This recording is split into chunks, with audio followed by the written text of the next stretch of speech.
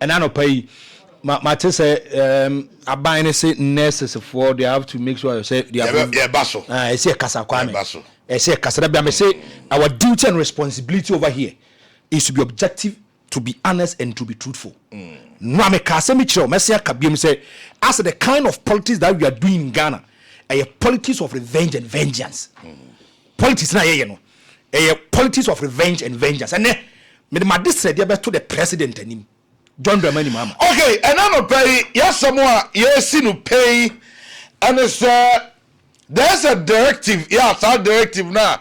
If you are buying more abano, and I'm so Emma, and that's a phone kabamuko. Yeah, wo memu ha. Actually, say, sampling for and ready, and now they carry on, and now they go ahead with our directives. No, woman so ebetiatra na afi oyetre akọ. He said. Oh, say by way, I assume your office no. There, right from the word go, and it's appointment. About that no ayo right from December after the elections, ebe no. Sa appointment no, and dia omemana ejina. And all those appointments no, omobe make sure say you be ni nyina every one more. Na eno ehon sem ewa. Now, Franco, the voice of the morning. Dear, a woman, a man here, you can see a pano. My entry will say, government has ordered the suspension of the ongoing. I think this is one. This one was the earlier one that we did. We'll go back into history, and we'll go back into history. Now, Yakwako said here was something here. Now, I buy anxious mono. Sa appointment. One more a year. Right after the election, okay, last week you didn't come over. Me the teacher for crying here example say, for example, a teacher who has gone through the mill, right from the first year to the final year, we nentitiye, wako through the line censor exams, now we pass it, not through no fault of that teacher, no, ni posting eba after the elections. Say a case sa teacher ni no. Na appointment in here revoke ya. Is it fair? Ebi ana ato anase for ya ewo omemu ha. As you see, you know, the abba ya mpedinfo can say ya revoke omu nyina no appointment. Na Franco ubebisa said from year 1, year 2 to the final year. Odibe wie nursing college no. And a nursing training school no. They go through a lot. Every abertron exams ni practical so all those we reading na. That's our bank postino and you're the fault. Say a bank post because remember, mind you, we have backlogs. Yeah, you go up. Over corner, you cry your backlogs be a bad because that yesterday I think I spoke to somebody who has stayed home after school or a nurse for the past 5 or 6 years. What if you posting no so? Enti says our posting way eba na ye because ye yi omu nyina free ho. Na fei because abai no time aso oko and okoye sa postings no a. Is it fair? Well, the Ghana Registered Nurses and Midwife Association has asked government to exclude newly recruited nurses from its directive of suspending all recruitment into the public service after December 7th. The association said if the directive affected its members, it will stand by them in solidarity by setting into motion series of industrial actions. These were contained in a press release signed by Mrs. Perpetual Fori Ampofo, President, and Dr. David Tenkrai Chum, Secretary, respectively, of the Ghana Registered Nurses and Midwives, and copied to the Ghana. Okay, so the woman no. How much I say? About after December 7th, recruitment about ko any ebiano. Say ebe yi omu nyina adia. Omu excluding nurses. Omu Ghana Registered Nurses Association no. Omu they will stand in solidarity with a nurse for no. If abai nim na se odinsaka newly recruited nurse bia and ye onka who say demonstration this strike ahodo pa omemana from my way enti anopai anu ne yesi di pain me bi sa wo utie me ne wo hweme se bomodi afa voice note intentem wa afa breme na so the voice note nso a very simple and nhihia ban yi ayoyi. Do you think that is the best way to go?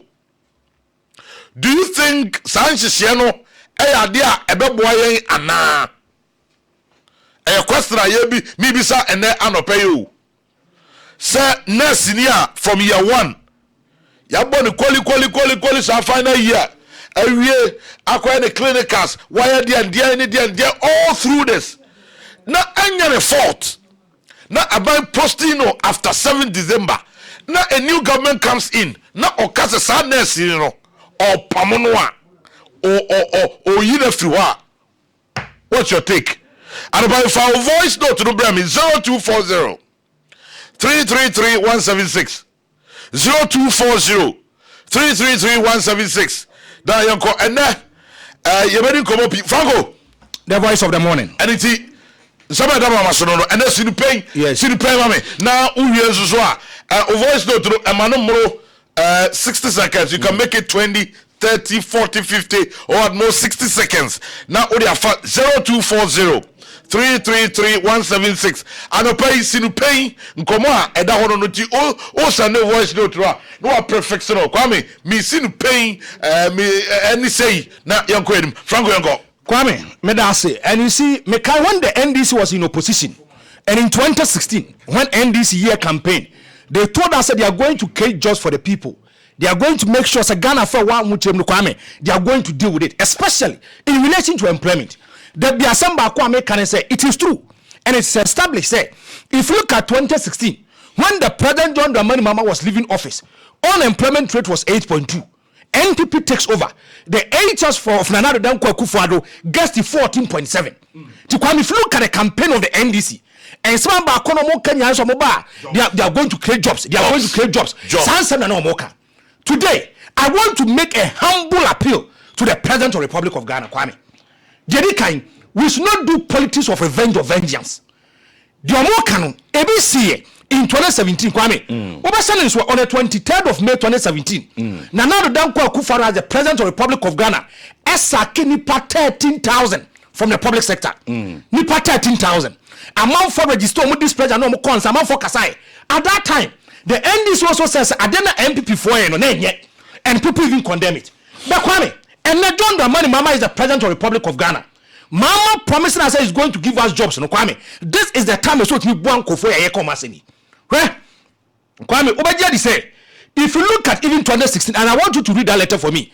Who's amount for equalization be so in 2016 MPP for suspended. In 2016, this was the letter. Government ordered the suspension of the ongoing recruitment nurses into public health institutions. A statement signed by the Health Minister Dr. Kweku Agyeman said, I wish to request that you suspend all recruitment activities for the 8,634 nurses and other health staff until further notice. The statement, however, added the suspension is not a cancellation, but to allow the Ministry of Health to finalize all issues related to the financial clearance. So, I'm going to wait two different things. Kwame, we no any DSC two different things. Uti adam material momenta.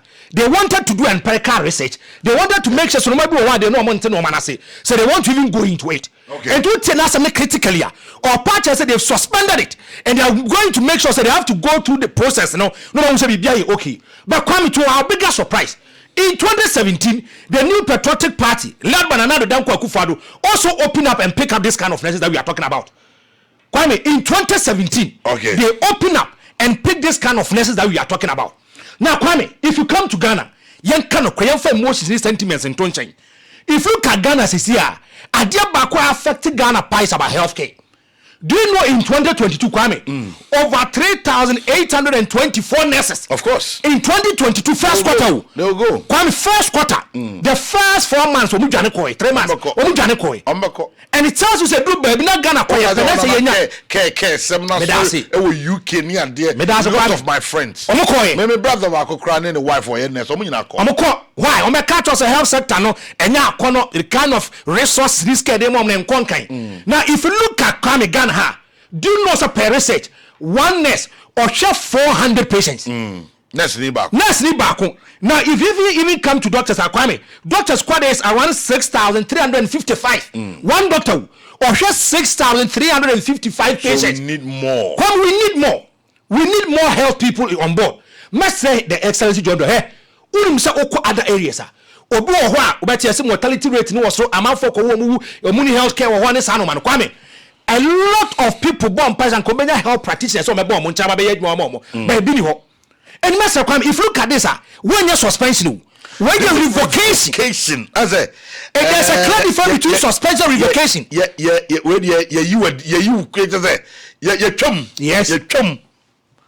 revoke your appointment. Then it means say, be class and now the exact same cry finances for you might not be picked.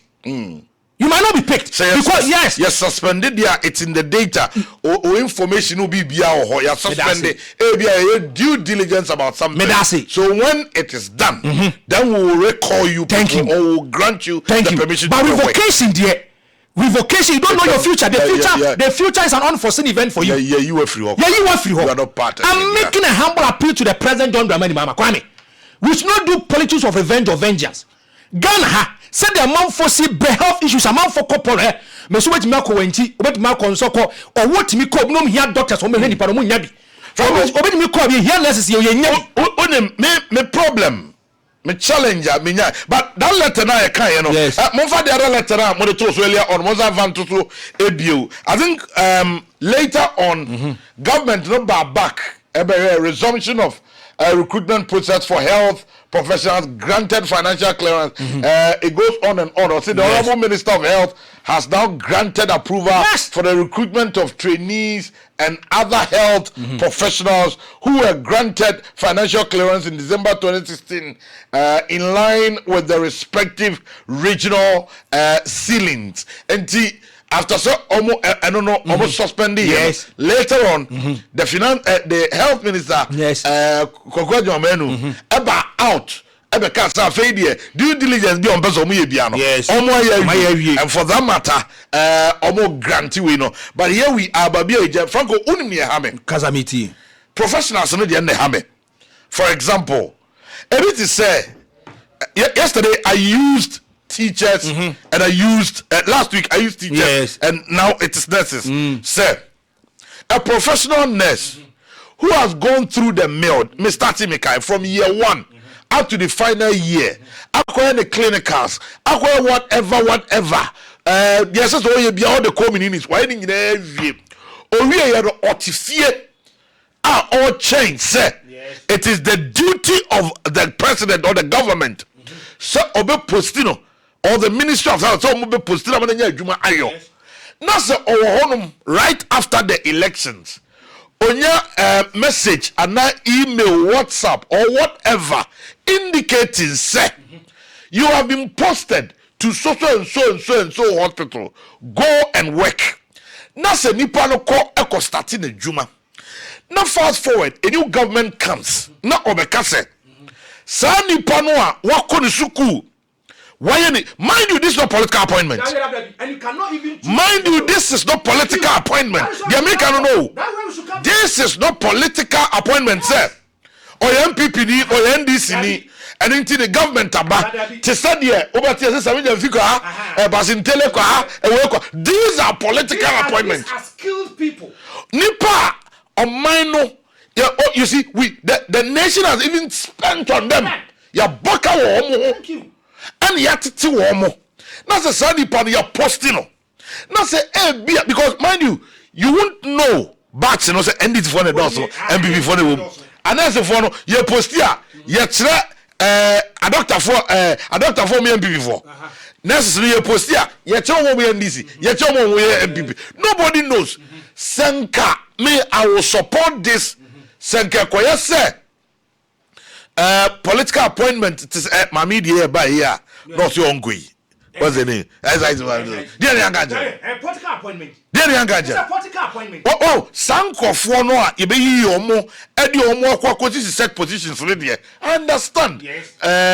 the CEOs, lotteries, the government agencies, and the nurses, teachers, no, some professionals, no. These are qualified people. No. I want to take you back into in 2009, among four police ni soldier okay. And it got away 11 June 2009. Yeah. Kwame, defense minister justified suspension recruitment. That time. Now, man for military ni a police. Aqua identity here. And we force to 20 sano mano. It blew baby no. It got to a point that there was a high armed robbery cases were Ghana. A man force high and as uncle for multiple because you had human and every fast so than the police mono. So uncle for now created this kind of problem. Kwame. Madaba Kwame when say. This one is a passionate appeal to the President John Dramani Mahama. His Excellency, say we should never joke with our health system. Me say if you go to Cuba, yes, if you be a doctor home, Ghana, 1 nurse 400. If you go to other areas, catch us a cottage, a villager, a deprived area, nurse be any ho. What will be? I just said two bicycles, so you need 2 motor swans in Panaco. Some nurses here, 15,000. You post 2 or more. Ghana for into a pretty flat. Star Franko, I don't pay. I see the pay. Also, what you see the pay. And the Honorable Frank Yaboa, member of Parliament, Tedema. I told you I don't know if I'm a guest of studios animal. He'll be passing by for breakfast and pay. Menino, our studios animal, Yabedi and Como. Na, and a pair for see the paper. The one crack as well ready. Anomani. The Chair Franco, a name of Bidja for and a pay Moody Juma. I'm a chair lawyer Don Darko, MP for Swan. KT. And near my coso, our Ghana, politics in the airtime. Thinking, I say, we are by Oba was so bar by far by a Juma fool. And now, Radia Dum one Yaquina and Wababetina Akunanso. And a DNT and it was a woman a Juma for a phone, I nurse for no baby did Mama or mine. The old just see the pay, mommy. Good morning. I no pay sinipi. Me madre ne say, I then I buy no bar 8 years in that 1 for more. Obe free suya na or foul. Oh my jumana idea movie. Oh dear, the better bed diamond. Oh man, idea movie. A woman in an say, I buy beer, and this I buy everywhere there was a backlog. New go baby.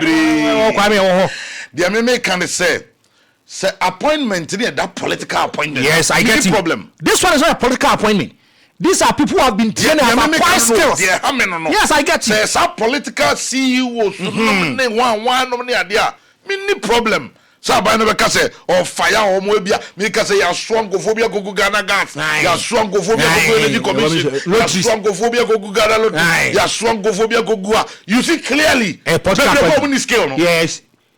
But when a nurse goes for training, and we are calling clinicals, no whatever. When a teacher goes from year 1 to final year, now teacher, you know, license exams, pass it.